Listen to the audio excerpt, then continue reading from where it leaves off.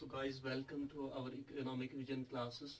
आज हम जो टॉपिक आज को पढ़ाने जा रहे हैं वो है इंग्लिश का पोर्शन फाइनेंस अकाउंट्स असिस्टेंट के लिए। तो सबसे पहले जब आप इंग्लिश का सिलेबस देखते हैं तो सबसे पहले आपको वहाँ पे टेंस दिखता है। तो टेंस का पोर्शन कहीं ना कहीं आपने किसी न किसी क्लास में पढ़ा होगा। तो हमारा यहाँ पर फोकस ये रहेगा कि हम आपको एग्जामिनेशन पॉइंट ऑफ व्यू से पढ़ाएंगे कि किस तरह से टेंस में आपके क्वेश्चंस बनेंगे और किस तरह से जेके एसएसबी एग्जाम में आपसे टेंस के मुताबिक क्वेश्चंस पूछे जाएंगे। तो गाइस सबसे पहले जब भी टेंस की हम बात करते हैं तो किसी भी वर्ड को या किसी भी टर्म को जब आप देखते हैं तो सबसे पहला काम होता है उस टर्म की इटमोलॉजिकल मीनिंग को समझना कि वहाँ उसकी इटमोलॉजिकल मीनिंग क्या है, उसकी इटमोलॉजी क्या है, इटमोलॉजिकल मीनिंग क्या है। जब हम बात करते हैं टेंस की इटमोलॉजिकल मीनिंग मींस टेंस जो वर्ड है इसका रूट वर्ड क्या है, इसका ओरिजिन क्या है, ये कहां से डिराइव हुआ है। जब आप देखेंगे टेंस की इटमोलॉजिकल मीनिंग हम जब देखते हैं तो ये जो वर्ड डिराइव हुआ है ये एक लैटिन वर्ड से डिराइव हुआ है। लैटिन वर्ड, वो लैटिन वर्ड क्या है वो आप लोगों को पता होगी, वो टेम्पस है। और टेम्पस की मीनिंग क्या है, इट मीन्स टाइम। जी हाँ, टेंस एक लैटिन वर्ड से डिराइव हुआ है और वो लैटिन वर्ड है टेम्पस और टेम्पस की मीनिंग है टाइम। अब आप देखेंगे कि इटमोलॉजिकली लिटरली अगर हम इसकी मीनिंग देखें तो हमें पता चलता है कि टेंस हमें टाइम बताता है, ठीक। लेकिन टेंस खाली टाइम ही नहीं बताता, टाइम के साथ साथ एक तो ये टाइम बताता है, टाइम के साथ साथ स्टेट बताता है, स्टेट के साथ साथ डिग्री ऑफ कंप्लीटनेस बताता है।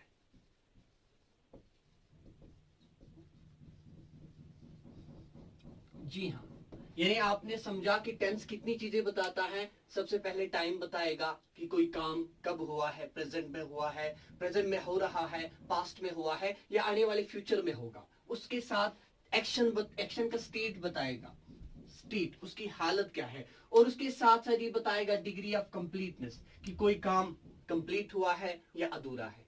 इसीलिए आपने देखा होगा जब भी आप कोई भी टेंस पढ़ते हैं, चाहे आप पास्ट पढ़ते हैं, चाहे आप प्रेजेंट पढ़ते हैं या आप फ्यूचर पढ़ते हैं, हर एक टेंस के आप फोर टाइप्स पढ़ते हैं, चार टाइप्स पढ़ते हैं। पास्ट में, प्रेजेंट में, फ्यूचर में आपने पढ़ा होगा। सिंपल होता है या इंडेफिनिट जिसे हम कहते हैं, दूसरा कंटिन्यूअस होता है, तीसरा परफेक्ट होता है और चौथा परफेक्ट कंटिन्यूअस होता है। तो क्या वजह है, अगर खाली टेंस टाइम ही दिखाता तो हमारे सामने तीन ही होने चाहिए थे, प्रेजेंट, पास्ट और फ्यूचर। लेकिन यहाँ पर आपने देखा कि यहाँ पर हर एक इसके ब्रॉडर कैटेगरीज की जब हम बात करते हैं तो तीन है, पास्ट है, प्रेजेंट है और फ्यूचर है, और हर एक कैटेगरी की चार ब्रॉडर कैटेगरीज निकलती हैं। इसकी वजह यही है कि टेंस आपका खाली टाइम ही नहीं दिखाता, साथ साथ में आपका स्टेट भी दिखाता है और डिग्री ऑफ कंप्लीटनेस भी दिखाता है। अब आगे जाके बात करते हैं हम कि इसकी ब्रॉडर कैटेगरीज क्या है। जी, अगर आप सेंटेंस के बेसिक स्ट्रक्चर को देखेंगे तो सेंटेंस का बेसिक स्ट्रक्चर होता है सब्जेक्ट, वर्ब और ऑब्जेक्ट। अब आपको ये देखना है कि टेंस आपका कौन सा पार्ट सेंटेंस का ऐसा है जो आपके टेंस को दिखाता है। तो बिल्कुल आपका वर्ब जो होता है वो इंडिकेट करता है, ये इंडिकेट करता है आपके टेंस को। यानी हमें अगर आइडेंटिफाई करना होगा कि सेंटेंस का कौन सा ऐसा पार्ट है जो आपके टेंस को दिखाता है, तो हमेशा आप याद रखेंगे कि सेंटेंस में वर्ब होता है और वर्ब ही इंडिकेट करता है, वर्ब ही दिखाता है सेंटेंस के टेंस को, ठीक। अब आप देखेंगे, अब जब हम वर्ब को कैटेगराइज करते हैं तो वर्ब को या तो मेन वर्ब हम कहते हैं या तो ऑक्सिलरी वर्ब कहते हैं या प्राइमरी ऑक्सिलरीज आपने पढ़े होंगे।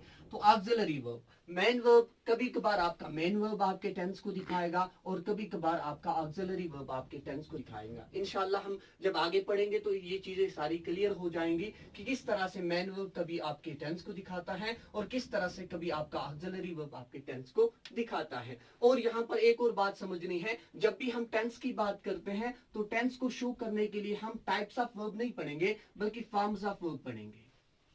फॉर्म्स ऑफ वर्ब, और फॉर्म्स ऑफ वर्ब का यूज हम करते हैं टेंस को दिखाने के लिए। लाइक आपने सुना होगा फर्स्ट फॉर्म ऑफ वर्ब होती है, सेकंड फॉर्म ऑफ वर्ब होती है, थर्ड फॉर्म ऑफ वर्ब होती है, फोर्थ फॉर्म ऑफ वर्ब होती है। फॉर एग्जांपल मैं आपको एक मिसाल से समझाऊंगा, जैसे write first form of verb है, wrote second form of verb है, written third form of verb है और fourth form of verb writing है। तो इस तरह से हम यूज करते हैं आपके डिफरेंट जो आपकी सब कैटेगरीज हैं या आपकी जो बाकी कैटेगरीज हैं उनमें, जैसे कभी हम फर्स्ट फॉर्म का यूज करते हैं, कभी हम सेकंड फॉर्म का यूज करते हैं, कभी हम थर्ड फॉर्म का यूज करते हैं और कभी हम फोर्थ फॉर्म का यूज करते हैं। तो ये हम देख लेंगे आके, लेकिन यहाँ पर आपको ये चीज समझना है कि सेंटेंस का जो पार्ट जो आपका टेंस दिखाता है वो आपका वर्ब होता है, और कभी कभार आपका मेन वर्ब दिखाता है और कभी कभार आपका ऑक्सिलरी वर्ब आपके टेंस को दिखाता है। ठीक है बेटा, तो यहाँ पर हम समझेंगे आगे कि किस तरह से हमने इसको क्लासिफाई किया है, किस तरह से इसको हमने सब कैटेगरीज में बांटा है। सबसे पहले हम इसकी ब्रॉडर कैटेगरीज की बात करते हैं। जब हम टेंस की ब्रॉडर कैटेगरीज की बात करते हैं तो टेंस को हमने 3 कैटेगरीज में डिवाइड किया है। सबसे पहली कैटेगरी जो है उसको हम कहते हैं पास्ट टेंस। दूसरी कैटेगरी जो है उसको हम कहते हैं प्रेजेंट टेंस। थर्ड कैटेगरी जो है उसको हम कहते हैं फ्यूचर टेंस। अब पास्ट टेंस तो क्या दिखाता है कि कोई एक्शन, कोई काम जो कब हुआ है, पास्ट में हुआ है। प्रेजेंट टेंस क्या दिखाता है, कोई काम, कोई एक्शन जो कब हुई है, जो प्रेजेंट में हो रही है। ठीक, और फ्यूचर क्या दिखाएगा कि कोई काम, कोई एक्शन जो कब होगा, जो आने वाले वक्त फ्यूचर में होगा। ठीक, तो पास्ट को आप जानते ही हैं, इसको माजी कहते हैं हम, है ना। कश्मीरी में अगर कहें तो पातकाल, पातकाल। और प्रेजेंट को आप हाल कहते हैं, और कश्मीरी में कहें तो आजकाल यानी आज जो चल रहा है। फ्यूचर को कहते हैं हाँ आने वाला जमाना, मुस्तकबिल जिसको आप कहते हैं उर्दू में, ये मुस्तकबिल होता है, या आप कहेंगे युनवोल काल, जो अभी आने वाला है। ठीक है, तो यहां पर आपको जब भी past tense, present tense, future tense, तो पास्ट से, प्रेजेंट से, फ्यूचर से आपको पता चलेगा कि कोई काम, उस एक्शन का होना, उसका टाइम आपको पता चलेगा। लेकिन इतना ही नहीं है, इसके आगे भी पास्ट, प्रेजेंट और फ्यूचर, इनकी सबकी 4 टाइप्स निकलती हैं, 4 सब कैटेगरीज निकलती हैं। फर्दर हम इसको क्लासिफाई करते हैं 4 कैटेगरीज में। वो हमें देखना है कि किस तरह से हम इसकी क्लासिफिकेशन करते हैं।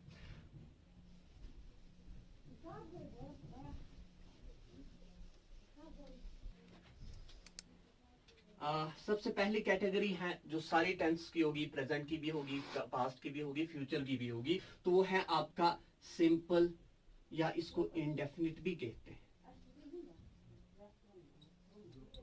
दूसरा जो होता है वो कंटिन्यूअस होता है। तीसरा जो होता है उसको हम परफेक्ट कहते हैं, और चौथा जो होता है उसको परफेक्ट कंटिन्यूअस कहते हैं।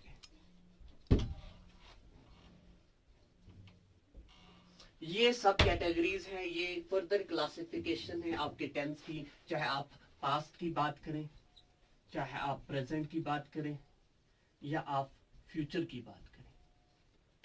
इन सब यानी ये जो मेन 3 कैटेगरीज हैं, इनको फर्दर क्लासिफाई किया गया है इन 4 कैटेगरीज में, सिंपल या इंडेफिनिट, कंटिन्यूअस, परफेक्ट और परफेक्ट कंटिन्यूअस।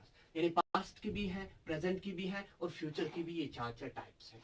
अब हमें यहाँ पर यह समझना है कि सिंपल या इंडेफिनिट इसका मतलब क्या होता है, इसमें किस तरह की एक्शन को दिखाया जाता है। सिंपल या इंडेफिनिट अगर देखेंगे, इंडेफिनिट कहते हैं नामुकम्मल,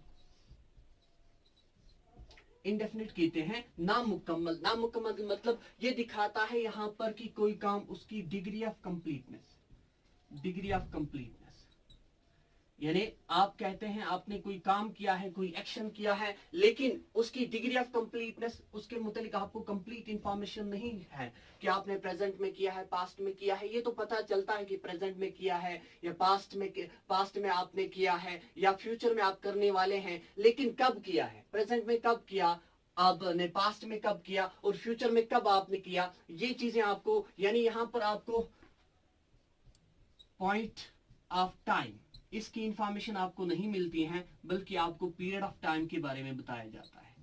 पीरियड ऑफ टाइम यानी ये इंडिकेट करता है कि period of time, not point of time. ये आपको बताएगा प्रेजेंट में हो रही है, या आपके पास्ट में हो गई है, या आपके फ्यूचर में, लेकिन एक्चुअल पॉइंट ऑफ टाइम नहीं बताएगी कि प्रेजेंट में कब हुआ, पास्ट में कब हुआ, या फ्यूचर में कब होने वाला है।